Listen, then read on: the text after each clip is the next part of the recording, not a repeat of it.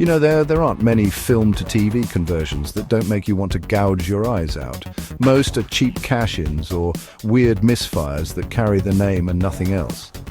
Friday the 13th, the series might as well have been called Cursed Antiques Weekly. Freddy's Nightmares, more like Freddy's PowerPoint. He was a damn narrator.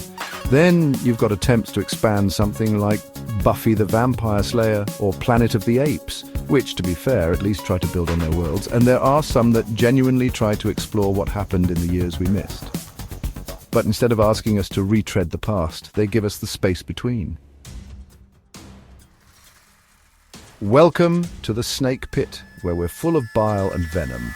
I'm your host, Snake Daemon, and today we're diving deep into the temporal chaos that is Terminator, the Sarah Connor Chronicles. A series that should have been a disaster, too late, too moody, and airing on network TV, but somehow it became one of the smartest, most layered shows to ever carry the Terminator name. So here's the pitch. T2 happened, but Judgment Day was only delayed, not cancelled, and right from the get-go, we're back with Sarah and John, now joined by a protector straight out of 2027, Cameron, played by the ever-underrated Summer Glau. Her blank stare and soft voice could switch to deadly precision, faster than a T-800 on cocaine. And the twist? She's not just any Terminator, she's modelled after someone John knew in the future. Creepy? A bit. Fascinating? Absolutely.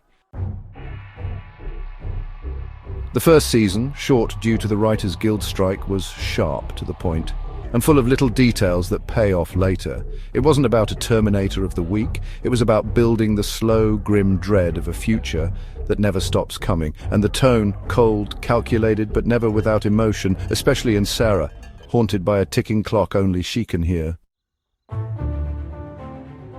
Season 2 digs in deep. The Connor family is fractured. Derek Reese brings the guilt and weight of war with him, and John is teetering on the edge of destiny, puberty, and PTSD. There are power plays with chess-playing AI, time-hopping missions, and a freaking T-1001 masquerading as a corporate CEO who may not be the villain. Maybe. Ellison becomes one of the best-written moral compasses in the series. He's not some typical G-man, he actually questions everything he sees. And yes, we have the usual betrayal storylines with Jesse and Riley, which could have felt tired but instead worked because they added to the central theme trust or lack thereof in people and machines.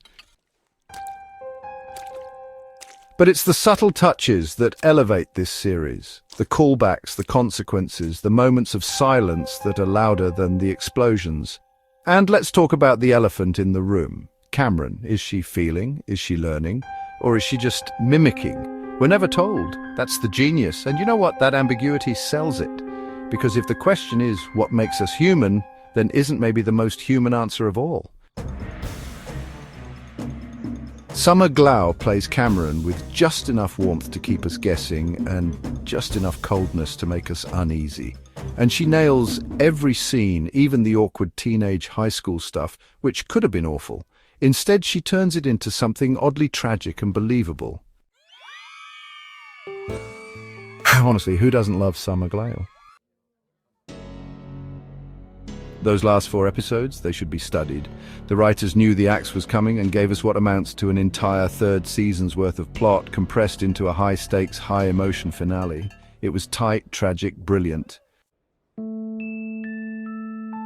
That final scene, John meeting people he knows who don't know him, hits like a freight train. And the moment he sees her again, but it's not her, tells you everything about love, loss, and what this story has been trying to say all along. That even with time travel, you can't always get back what you lost. The Sarah Connor Chronicles wasn't perfect, but it was thoughtful, layered, surprisingly bold for a show that aired on Fox and got yanked after 2 seasons. It respected the lore of the Terminator films without trying to mimic their blockbuster style. Instead, it gave us something rarer, a human story about machines and a machine story about humanity. It didn't just retread T2, it made you question everything you thought you knew about Skynet, about fate, and about what kind of future we actually deserve. So, what's the moral here? Simple. When you treat your audience like they have a brain, they might just use it and love you for it. This wasn't Terminator Light, it was the Terminator we never knew we needed. It's truly a shame we'll never get a conclusion to this series, as it ended on yet another cliffhanger. Thanks for dropping by the Snake Pit, where we thrive on untapped potential and lost opportunities. Don't forget to subscribe and hit that bell, like the video, and leave your opinions in the comments, where naturally I won't read them. Until next time, stay venomous.